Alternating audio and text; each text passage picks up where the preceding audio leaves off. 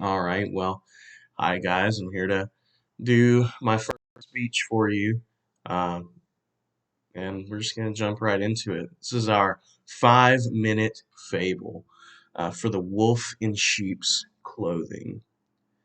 Gather round, for there's a lesson to be learned through a boy named Ben. Ben was a young man who had been adopted by an older couple that ran a local jewelry store in town. He graduated high school and was working at the shop with his parents while he went to the local college. Ben didn't have many friends, and throughout the past 4 years in his new home, he struggled to feel like he fit in with anybody. He worked hard in school and kept his head down, but at one evening when he was at the gym, he met a group of guys that seemingly had everything he wanted. They were relaxed, confident, and carefree about life. Ben wanted nothing more than to be in a group like that. So he approached them and started chatting with them. And pretty soon he started hanging out with them on a regular basis and started going to get drinks with them. He began to laugh at their jokes, even though originally he thought they were distasteful. He hung around them more and more, often late into the night when he was supposed to be doing schoolwork. And when his parents asked how his grades were and what he was doing after he got off work, he'd lie to them and tell them that school was going well and that he was studying. There was an excitement and a thrill that overtook him when he was with his friends. He finally had a place where he belonged. As time passed, the group became less amused with just simple drink runs and sitting and telling jokes.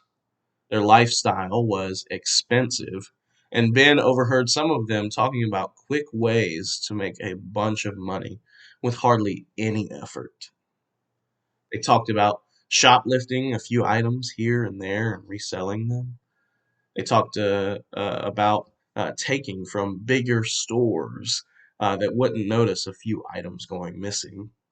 Hatched a few ways to scam people out of some of their money and mentioned petty theft a couple times in a few whispered tones. Ben was never raised to be comfortable with these things, both by his original family and his new one, but he went along with them out of a deep desire to fit in with his new friends. He helped them to steal valuables from retail stores, helped them pick pockets and run scams on the older people of the town. And though he didn't like it, at least he had friends, right? One day, Ben's friends had a breakthrough idea. They had been going about this all wrong. Why had they been working so hard to only make a small portion of cash when the motherlode was staring them right in the face this whole time?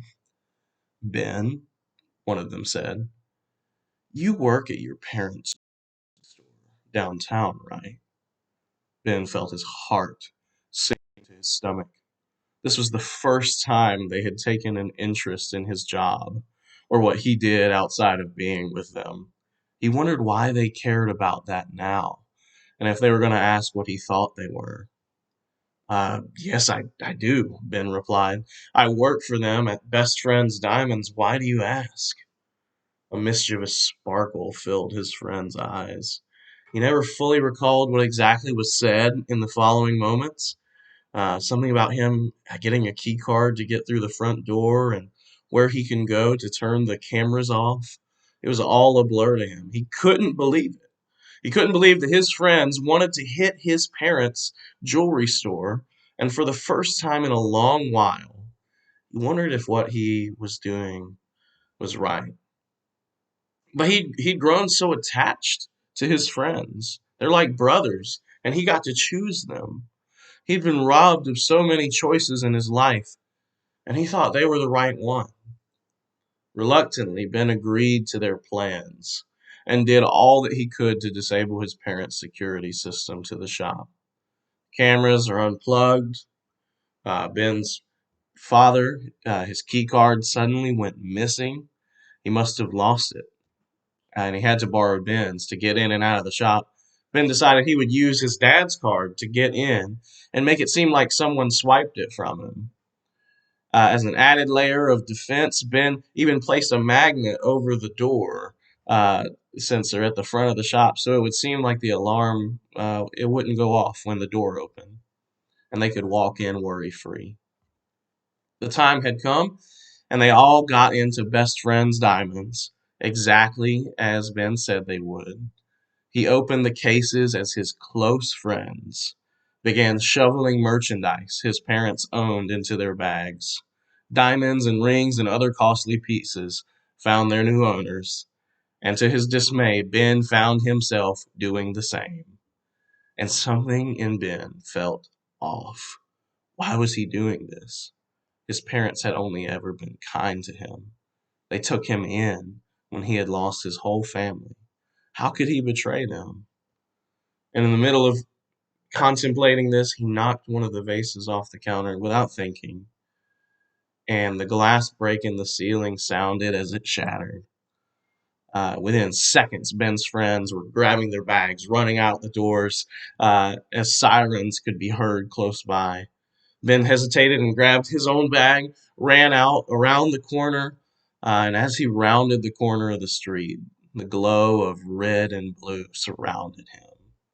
Police were already close by the time the alarm had sounded, and he didn't see his friends anywhere. He had nowhere to run. And in a matter of moments, his hands were behind his back, and he was handcuffed, and he was put into the back of a police car and questioned. Many years later, Ben reflected on that night, and he knew that he had tried to fit into a group of friends that he shouldn't have been with and didn't belong to. His parents eventually forgave him, and his former friends had been caught and arrested.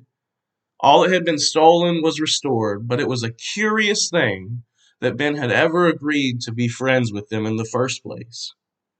He let his desire to fit in override his convictions and what he believed to be right. It was a sobering reminder to Ben, as it should be to us, that we must never pretend to be a wolf when we are a sheep. You will be devoured by them. Thank you very much.